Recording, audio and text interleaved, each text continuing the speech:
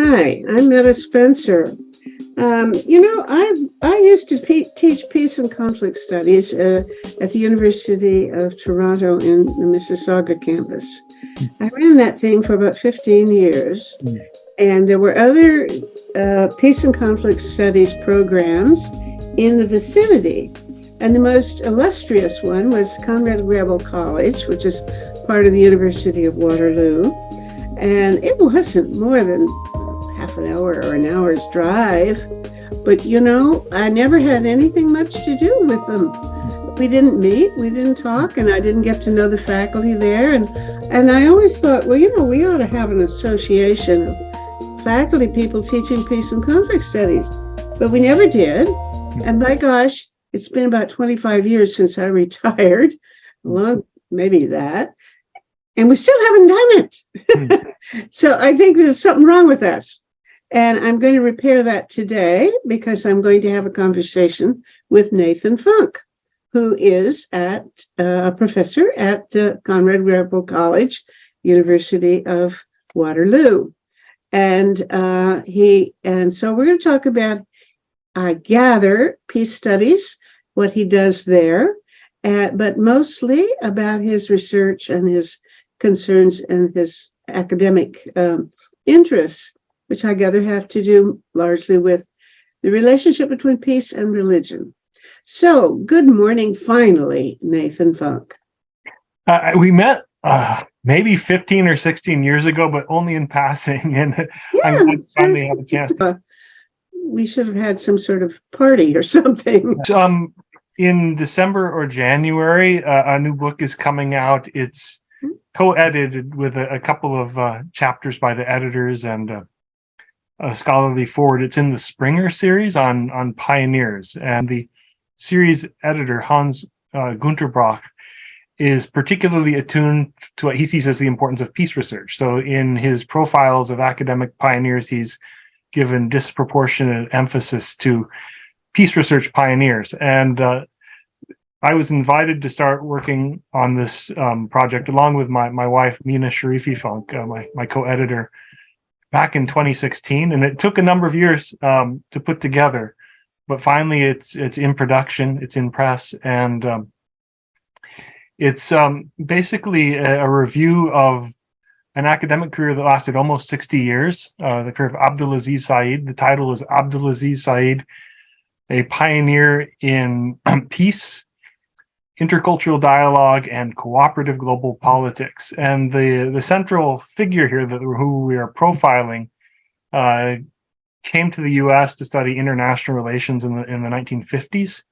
And so he lived his career in the Washington, D.C. area at the School of International Service at American University, teaching international relations, trying to break out of the realpolitik paradigm, to rethink international relations in relation to visions of development and change that he saw as less ethnocentrically Western as the mainstream paradigms.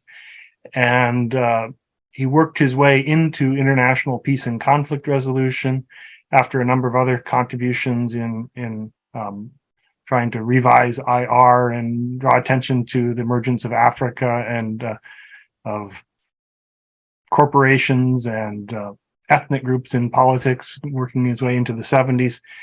And he started his work founding the Peace and Conflict Resolution, International Peace of Conflict Resolution program in the 1980s. And in DC at an international affairs school, that was not easily done. It took many years to get approval to turn that into first a concentration within a master's and then have its own identity within the School of International Affairs.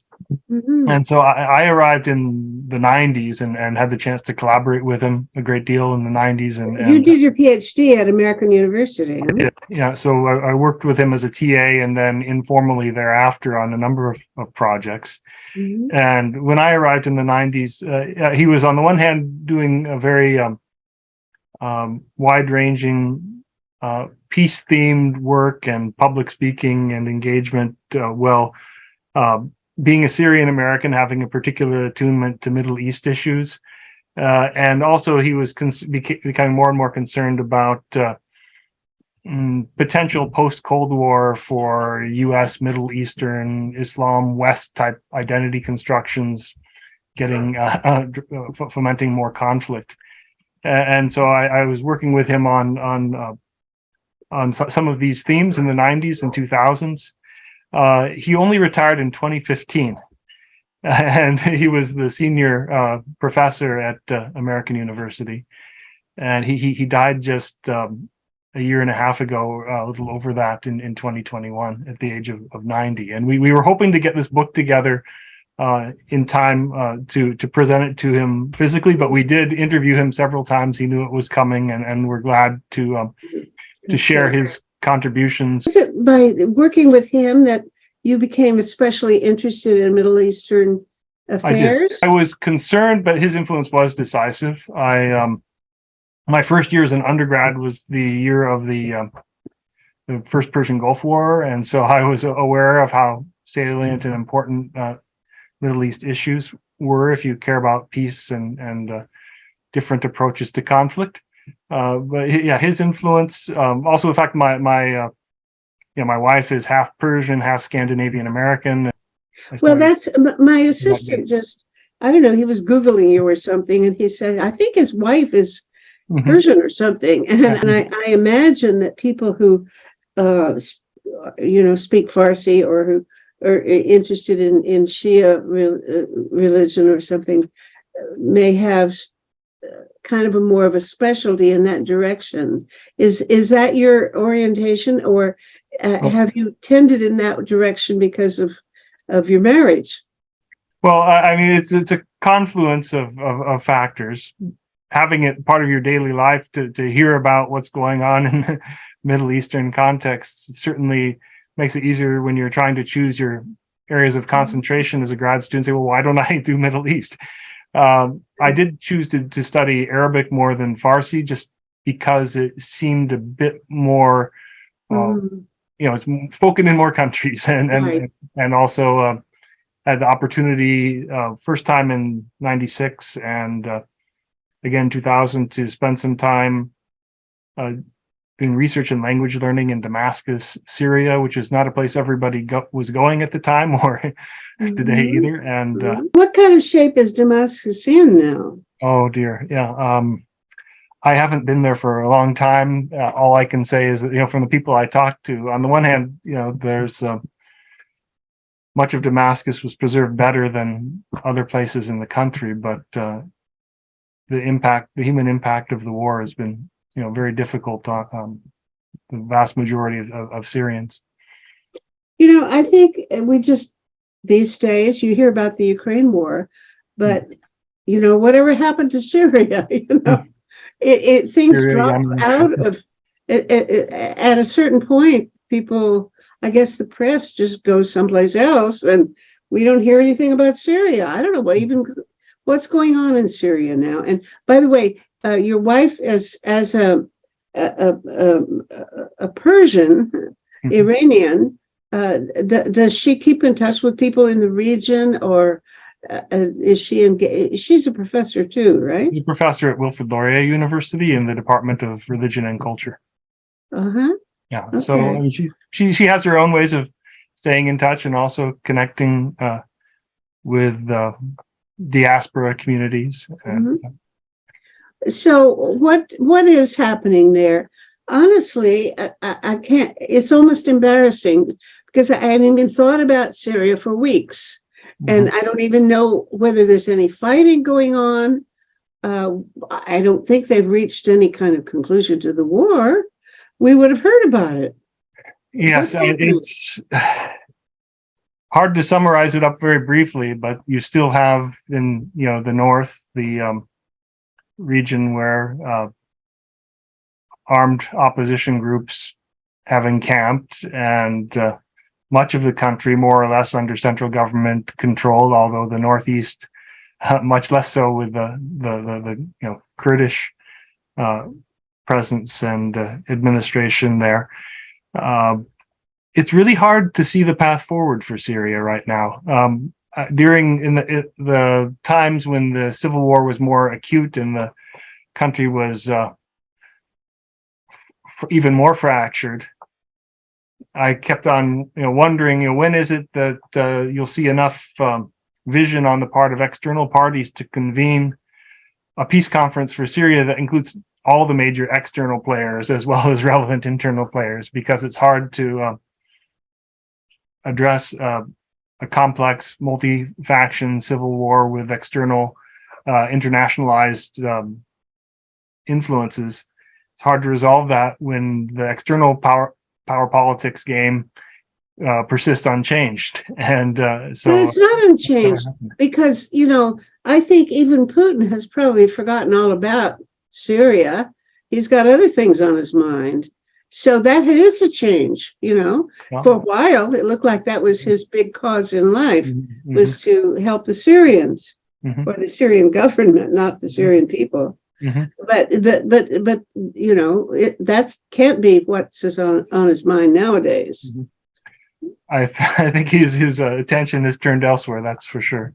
Yeah. But I was recently we had a student from Syria who left in the country in 2014 for her own safety, and then pursued a degree in Egypt. Had her over for dinner last night with my wife and I, and she was very much committed to longer term visions of change in the region that empower civil society and the grassroots. She'd been part of demonstrations in Damascus early on, and had to flee for her own safety, but was involved in Egypt with there are groups on the ground in certain countries that we don't hear about. She was working with a movement called Silmiya, which means peacefully in Egypt.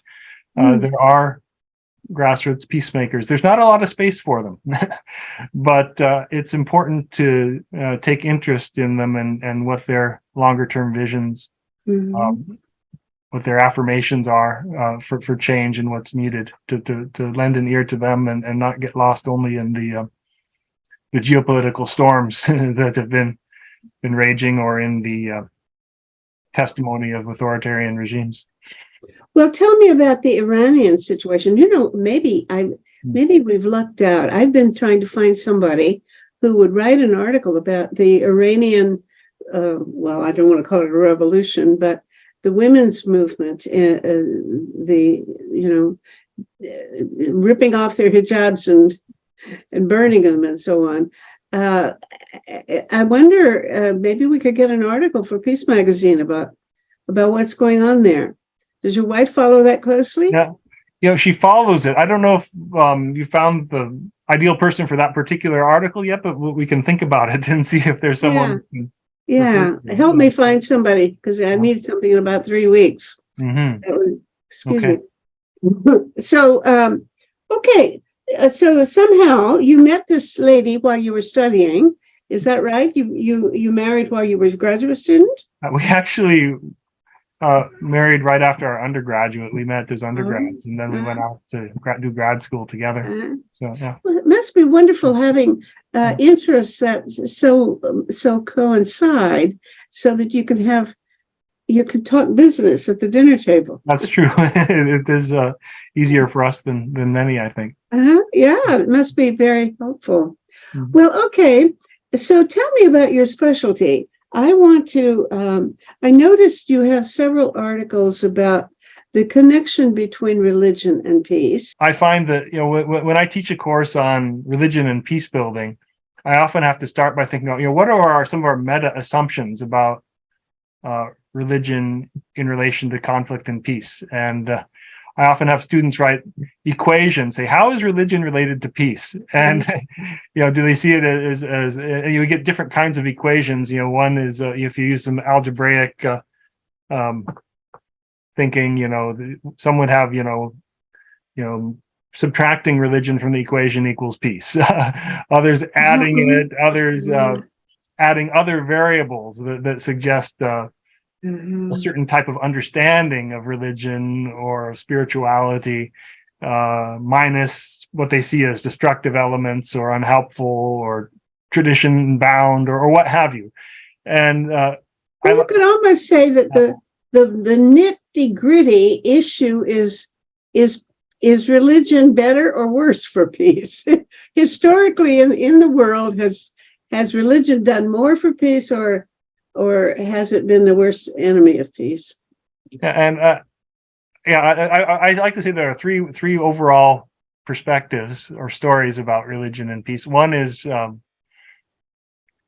religion is peace, that peace, rightly understood, is spiritual and draws on these traditions which point one to how to live a fulfilling life and be in communion with others, and to transform and to relate to realities that are bigger than any of us. And so no religion, no peace. That's one story.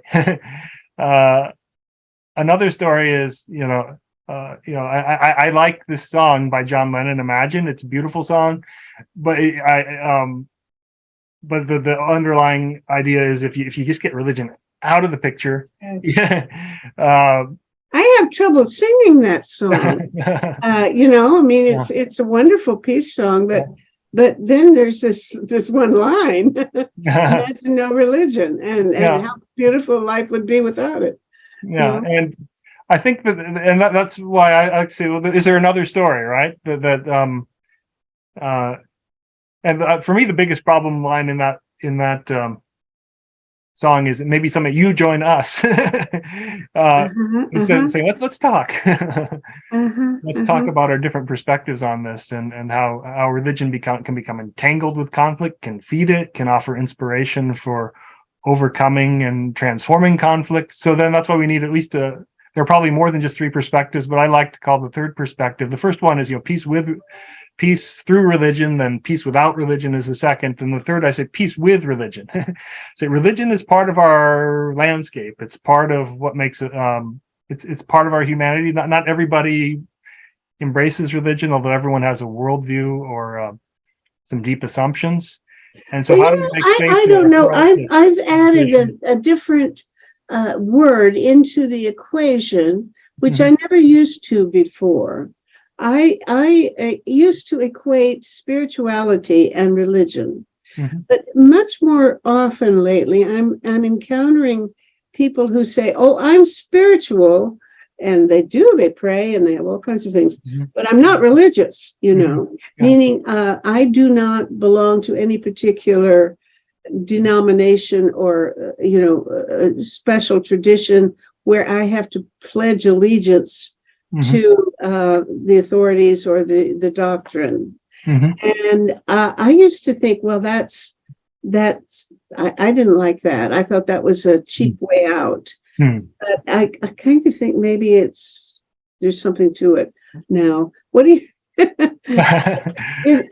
fact, I think that is the truth. When you say religion is part of everybody, no, it's not, because lots of people are not religious in the sense that they don't belong to a church or any. They're not observant in that sense. But nevertheless, they have they have mystical experiences. They have weird things that you couldn't say are. You couldn't call them materialistic people. Right.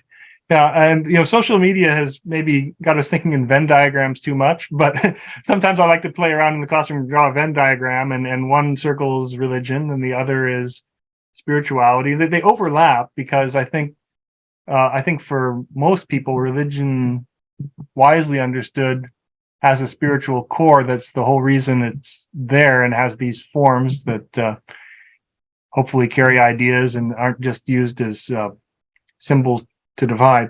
I think there are limits to what a Venn diagram can say on the subject, but it does suggest that there is such a thing as religion without spirituality, religion with spirituality, and spirituality where people don't see themselves as part of organized institutional religion. And I think hold on, I'm fascinated by this notion of religion without spirituality. Oh yeah, no, I get that.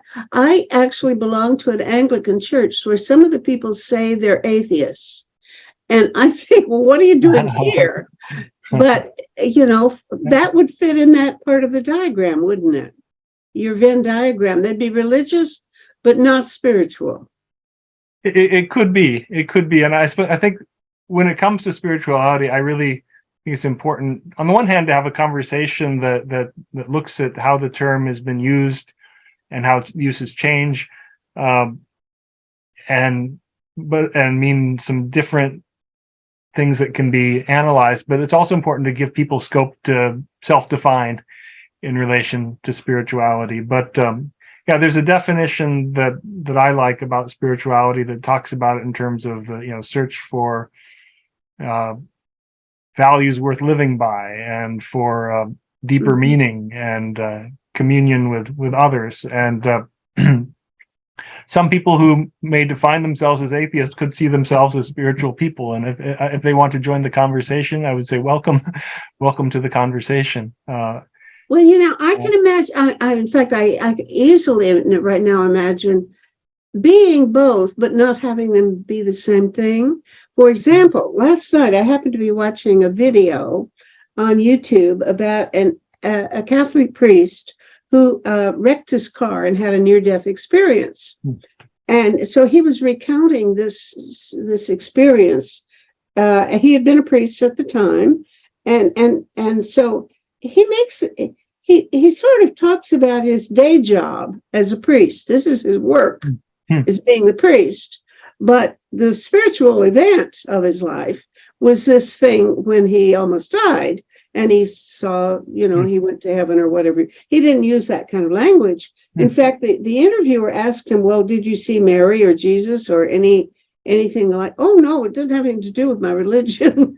But he had the most meaningful spiritual experience of his life. That's so fascinating. It's as if he's both a Catholic priest and religious, and also spiritual, but they're not the same thing. That's really fascinating. Uh-huh. Yeah. Yeah. Well, what's best for us? If you had to try to recommend how we need to have a reformation, let's say especially in Islam, and change our way of thinking about spiritual and material matters, earthly obligations, social duties, norms, responsibilities, ethics, etc. How would you do that? How would it be better to continue to link religion and social norms, as for example in Iran right now, where the morality police go around beating up women if they have their hair showing or something. And this is a linkage between religion and social behavior. But it must be grounded in some spiritual values or experience that are a little obscure to me, because I've never tried to imagine what it's like to be Muslim. Well, I like to emphasize, as someone who comes from the social sciences studying international relations, that we need a multidimensional understanding of religion in relation to politics, conflict, and peace. And I often like to say, when I teach conflict analysis, that in some respects, every conflict is completely unique, incomparable to any other. And everyone has their own story and blend of experiences. On the other hand, conflicts bear a lot of family resemblances to one another, and we have some analytical terms that allow us to think about them. So to bring that back to the Middle East and the role Islam plays in politics and whatnot, it's important to, on the one hand, to have, lenses that are informed by understanding of Islam in terms of religion, theology, traditional norms, etc. But it's also important to know something about history, politics, colonial experiences, things that shape identity and narratives, and that impact the reasons people go to religion, and for what and why and how. I think for like Islam in the Middle East, it's important to recognize that there are some broken narratives. There are some wounds that come with history, with geopolitics, colonial experiences, some macro identity politics in which what, for lack of better terms, people in the region would refer to as the West is experienced as negative. So an idea that countries like Britain, France, UK don't have our interests at heart and won't listen to us. And from that, there comes an implication that maybe their ways are contrary to our well-being, more categorically, and their ideas of development and social change and progress, maybe they aren't ours. So what's our answer? And so you have this experience of frustration, of disillusionment, of seeking authentic answers from within one's own tradition. But often when you turn to religion in the context of conflict, often what you're looking for, and this I think is an idea that could be applied in other settings as well. Wouldn't have to have something to do with Islam, or it could be about Christianity or other religions. But you look for differentiators. What differentiates me from you, my identity?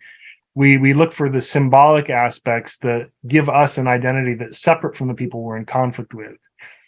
And we might even, as we're trying to understand what our values mean today and our norms, we might seek the interpretations that maximize the perception of difference and distinction between us and the people we think have caused us harm or intend us harm. So that creates a climate that favors interpretations that are more reactive, defensive, fundamentalist, and some interpretations that people who felt more secure, confident on the world stage might view as, well, we don't need to see it only that way. We can have more, we can breathe more, we can have more flexibility, we can see what is, in this case, Islamic in the way people in other parts of the world organize themselves and whatnot, and we can be creative, and we can allow more scope for the flowering of the individual, and we don't need to be so communally defensive. So the politics of religion are important to understand in relation to these historical factors, the context, the impact of generations of conflict over Israel-Palestine, yes, and then authoritarian regimes use the religion in their own ways too, and so there are lots of things to sort out. Well, I think to have a feel for a context, a region, and what the conversations are and what the experiences are that shape it, I think is important. And you've described a kind of defensiveness or a sense of wanting to emphasize the differences rather than the similarities between, say, Islam and, I don't know, Christianity. For example, I'm pretty sure that in my lifetime, the Catholics and Protestants have come closer together in the sense that there's they would say we're all Christian, or and the distinction between being a Catholic and being a Protestant, which used to be very distinct and very hard and fast differentiation, I think it's not as important as it used to be in social life. But I would, I would, more often you'd see a Catholic priest and a Presbyterian minister or something participating in the same ceremony, a civic ceremony or something of that kind, which then used to be the case. I believe. Oh, I could be wrong, but I think that's true. And I don't know that it's as true that Islam and Christianity are getting closer together. I don't know, but my impression is that it's certainly isn't happening very fast. What do you think? That's a really good question. I'd say in some ways there's never been richer interfaith dialogue than some things that are happening today, and at the same time, there you can find evidence of ways in which segments of both communal cultures are as far apart as ever, in using in othering and so forth. Well, one of the things somebody mentioned a few years ago, the University of Toronto, for example, has several different colleges where particular denominations have their seminaries, so to speak. They don't call them that, but places where the pastors are being prepared. And somebody was saying, well, why don't we have? I don't think there's a Jewish seminary in Canada. I think if you want to become a rabbi, you have to go to the U.S. to get trained. But anyway, that's a different matter. I think it's this person was saying, why don't we try to see if there can't be a college for preparing, imams at the university, which would sort of bring them together within a religious studies kind of umbrella. But as far as I know, that doesn't exist anywhere, does it? At least in Canada. I mean, there are some programs now that I've heard of the one that you're mentioning. I have not been in touch with them in recent times, but I understand that there is more that's taking place where there are colleges, like you're saying, at University of Toronto, trying to make space in terms of there are broader efforts to train within a Canadian context. That there are they do exist in more informal ways. I understand there are some who would go to, say, California in a place called Zaytuna Institute and whatnot, but certainly it's important to have reflection on some of the issues that we're talking about in this interview in a North American setting, and to have that conversations in which the religious other is present and can be a friend, probing the same topics together. There's an organization called the Interfaith Grand River in Waterloo region that started not long after September 11, 2001, where there is a realization that people really need to be in fellowship with one another in a religiously plural context, because Canada's changing and we can't just be thinking what they're thinking from the outside. There's a value of religious leaders, in this case in the Interfaith Grand River, coming together and talking about big issues and really developing both understanding and some appreciation for ways in which other members of the faith community understand contemporary issues as well as theological issues. And that's why I think that good interfaith dialogue and good analysis of religion, conflict, and peace works from the premise that no religious tradition is a monolith, and you can identify different peace traditions, different peace positions or paradigms within the same religion. And so a peace research lens asks the question, so what are some of these different readings that are accessible to people in the conflict, and who are the exemplars of trying to take the most inclusive or other affirming, peace affirming teachings and modeling them in history, in the present. And so it's important, there's a famous book by R. Scott Appleby called Ambivalence of the Sacred, where he was trying to understand what he saw as this two-faced nature of religion and peace and conflict, where you can have extremism for conflict or war, and extremism for peace. I like to talk about multivalence. What would extremism for peace be? That's what he called it. But he said, well, you could have militant nonviolence, for example, or self-sacrificing nonviolence. He used the term militant, others wouldn't, but he's saying you can have very strong commitment peace and peace building. Well, I and think that is an interesting one. People who are completely committed to not killing and not fighting a war, that would be the strongest differentiation in the continuum of peaceableness. The real cutting point would be that extreme version of people who say, I would never kill anybody under any circumstances in a war. Now, how many religions make room for that position to be legitimate? Sure. Yeah. I'm not sure, but I'm thinking within.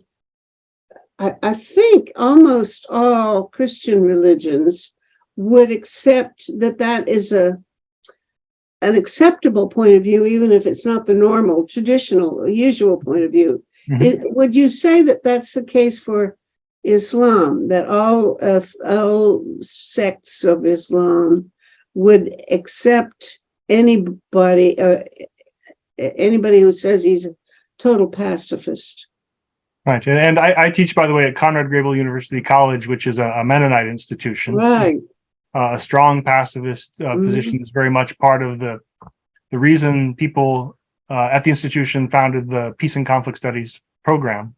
And when I teach about religion and peace building, I say that in Christianity and also in some other religion, there are some of these usual suspects who keep showing up when we talk peace because they take a very strong interpretive stance on it from their texts and their experience as a community within the religion.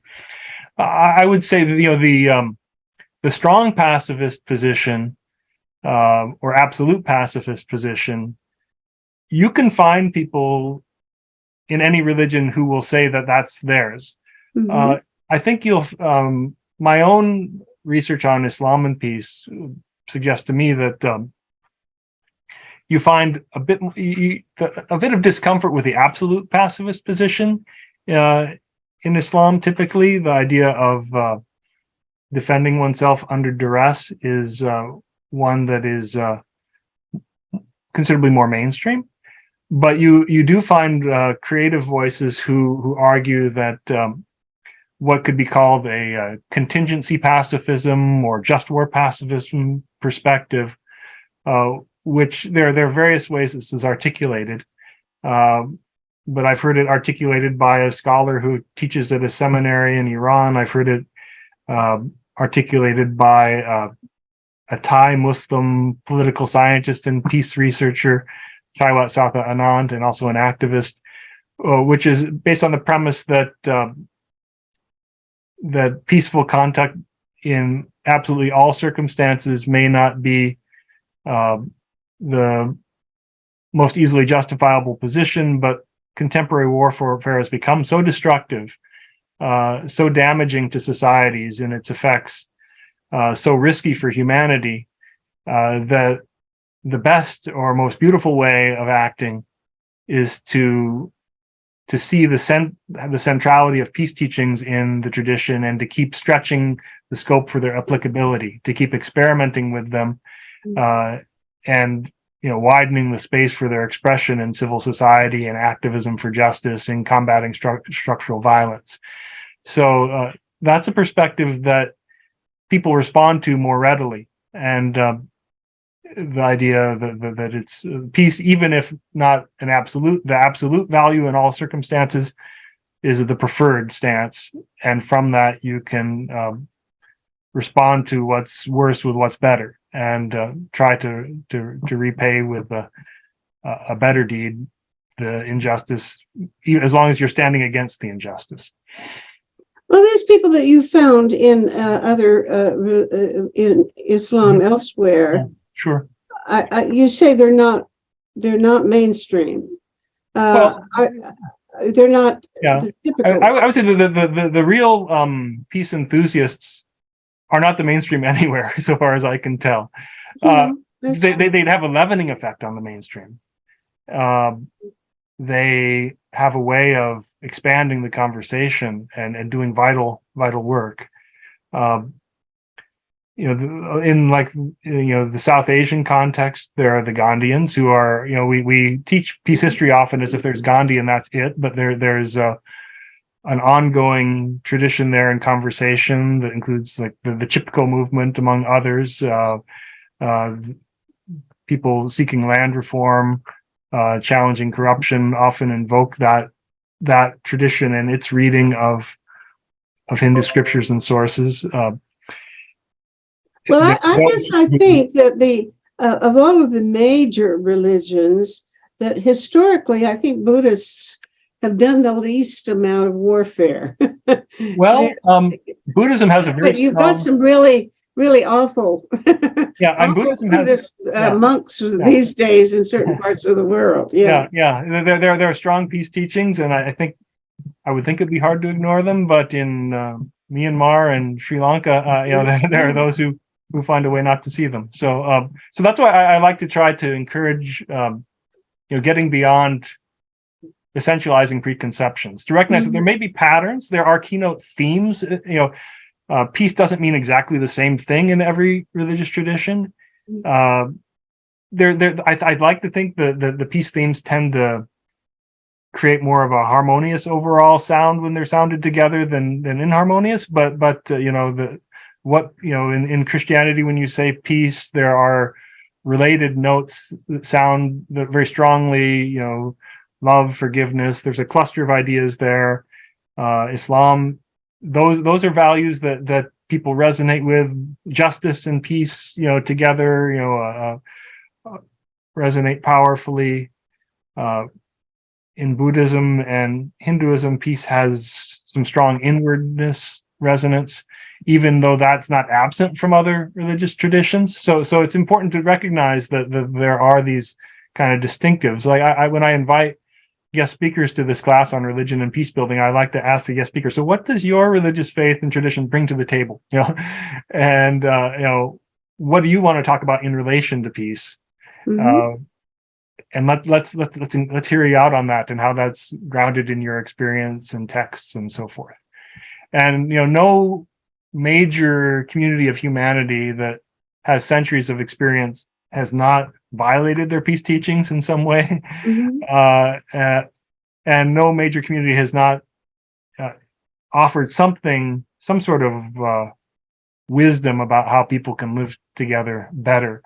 In addition to working with Abdulaziz Said during grad school, I had the chance to work as a research assistant for a time with a Lebanese scholar named George Irani, who was researching Arab Islamic rituals of reconciliation. And this was the mid 90s, moving into late 90s. And he was trying to think, how do we repair Lebanon and find some traditions that are rooted in Arab Islamic culture. He himself is of Mennonite heritage, but he recognized that, what could be shared across the Christian-Muslim divide. And he was exploring traditions of reconciliation that have been practiced for centuries in the region, where if there's a breach in a community, there are ways of trying to heal it and prevent it from turning into a blood feud or to breaking communities apart, and the ways in which prominent people can be part of a family lineage of being a peacemaker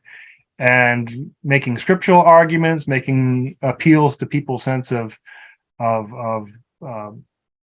magnanimity and generosity to let go of the wound and to forgive, to accept a reparation, to eat together, to break bread together after a violation. So there are these traditions you find. And then the question is, what use is being made of them? Because it's one thing to have peace teachings and scriptural passages, and often in a lot of discussions of religion and peace, it stops with people saying a few good words from their text. But I think if we're really interested in peace building, the question is, well, what's being done with these resources? Okay, I'm not keeping up with any of those conversations. Mm-hmm. What is there that we should have been paying attention to that we're not? Oh, wow. I mean, sorry, but truly, I have not been engaged with that kind of discussion about, especially about the importance of forgiveness, of mercy, and so on. Mhm. I'm moving much more in the opposite direction of feeling that, what we have been missing out on is we've been too lenient and we've been too willing to not hold each other accountable. Okay. And so I'm in my old age, I'm becoming much more severe with myself and with other people. Mm. So when you say that we should, there are continuing discussions about the peace building effects of these more generous, lenient, I think of as lenient Mhm. social practices Right. for handling conflict. I not only haven't been following that, but don't tell anybody, but I kind of oppose it. Okay. Yeah. That's a interesting point to be making. And I've also done some work in a related set of ideas called localizing peace, where we really recognize that peace building, peacemaking is multi-centered around the world, and people have their own traditions to draw on, their own values, their own Okay. Now you systems mentioned of that. meaning. I think you have an article with something like that in the title. Right. And I Yeah. was curious about what you meant by localizing Right. peace. But when I articulate that, I'm not trying to create, shall we say, a binary saying that everything local is good and everything that's transnational or multilateral is bad. It's rather that ultimately, for peace to be enduring, it's good if it can be made as much as possible with some local ingredients and owned by people, have legitimacy, be claimed in relation to their own identities and values, hopefully in a way that's compatible with an emerging cosmopolitan sense of human solidarity, where we try to help one another while recognizing we live in a world with lots of asymmetries and imbalances. And so that I think we live in the world today is one where we need multilateral and global responses to climate change, to humanitarian disasters, complex UN missions. Sometimes they work well, sometimes they have side effects that are troubling. We need to think about how to do them better, but one thing we need to recognize is that they always come with an expiry date. They're leaving. It's not going to last forever. So how does one build peace in a way that takes root, recognizing that there are different soils around the world? I like to dabble in gardening and horticulture, and it provides for me some rich metaphors. And what are some of the native plants that can be nurtured here that will that will help to feed people and sustain them in their own Can you environment? give me some examples of where that's been an approach that's been helpful? Well, It worked in other societies to some extent, right? yeah. So I guess when I talk to people who are doing grassroots peace building, they will often resonate with the idea of trying hard in the tradition of Jean-Paul Lederach to really elicit practices and ideas that people recognize as their own way of thinking about conflict and peace that are empowering to them, and even while trying to carry them forward, to adapt them to current lived circumstances. And so to use traditions is not to be used by traditions necessarily. There was an Egyptian architect named Hassan Fati, who was a pioneer of the appropriate technology movement with other people.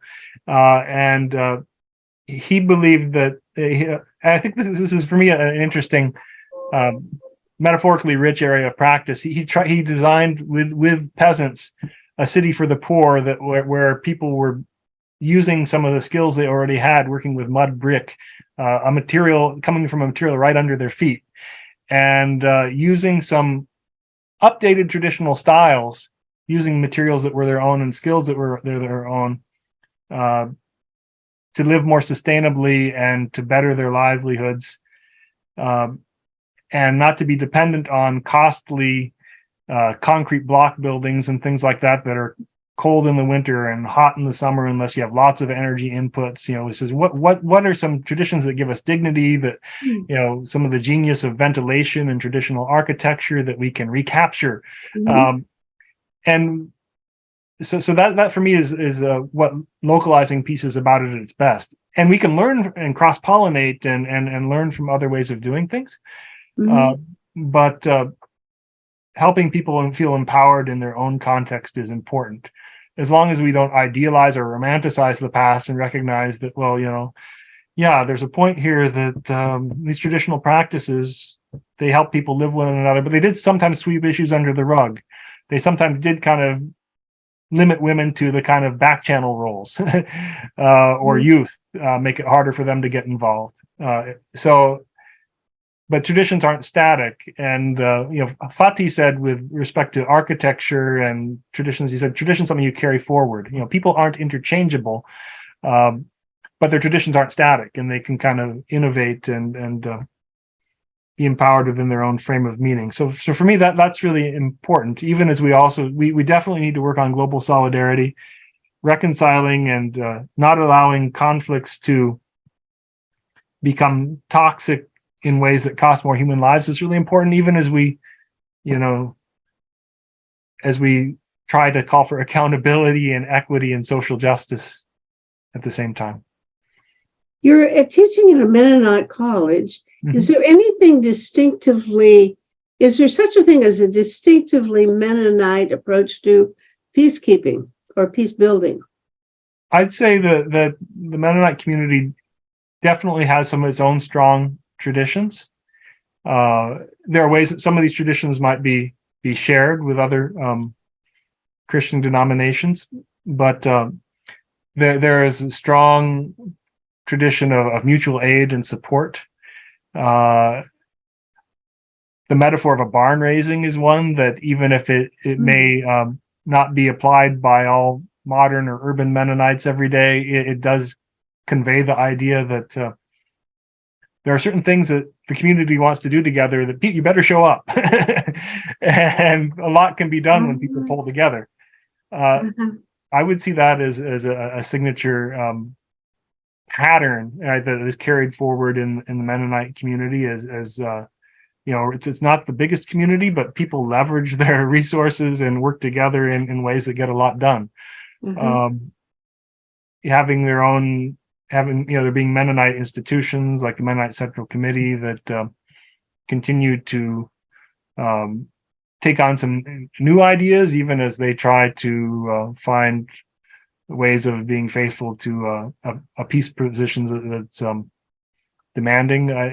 These are just a few, I think, aspects of ways in which social engagement is being expressed among contemporary Mennonites in ways that are both, traditionally rooted and, in some sense, innovative, creative, adaptive.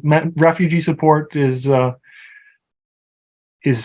strong in the Mennonite community. And I call myself Mennonite-ish in various ways. I don't come from the Mennonite tradition, but I learn a lot from Mennonite communities, and I see refugee support as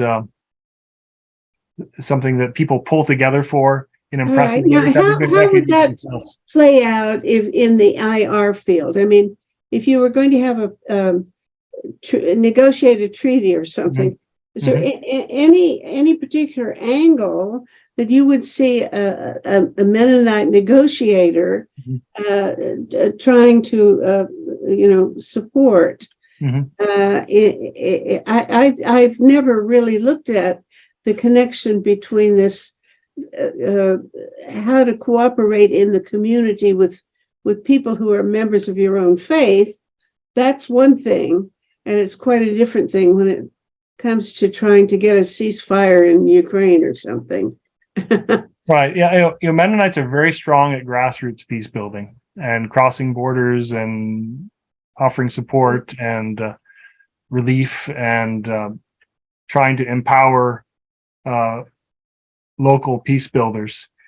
You do have some examples like John Paul Lederach, who became involved with the peace process in Nepal for a number of years straight, and was not just only working at the grassroots level, but working with parliamentarians and trying to support efforts to negotiate political frameworks for coexisting politically and socially together after a harmful civil war. So I mean, but I'd say that for Ukraine, the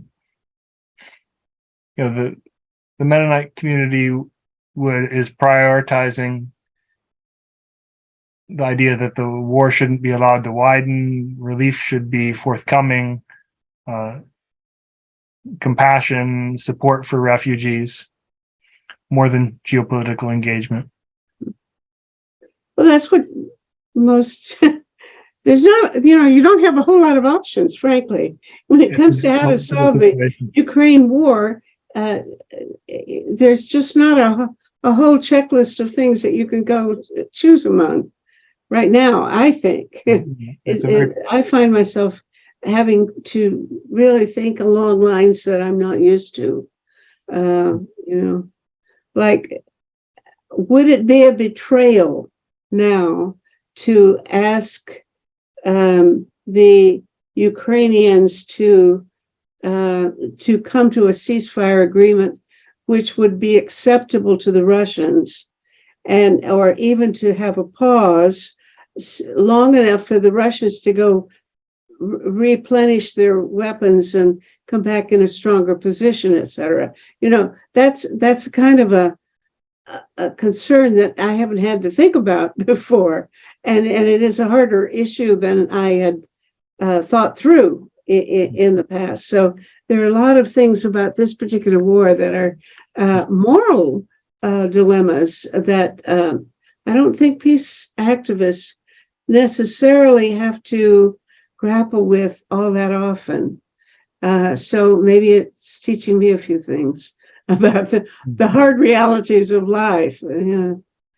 Anyway, we've pretty well run through our time. This has been not what I expected. I bet it wasn't what you expected. Well, it makes it fun, as you suggested beforehand, and we have the chance to pursue different tangents. Yeah. Well, it often works out this way, that we talk about something we had no idea we were going to discuss. But I find it very useful and refreshing and fun. So, no, I really enjoyed speaking with you today. Yeah, thank you. All right. And thanks for what you're doing with this community of people who keep coming together and entertaining new ideas. Wonderful. Great to meet you, Nathan. Finally. All right. Very good. Take care. Bye. Bye-bye.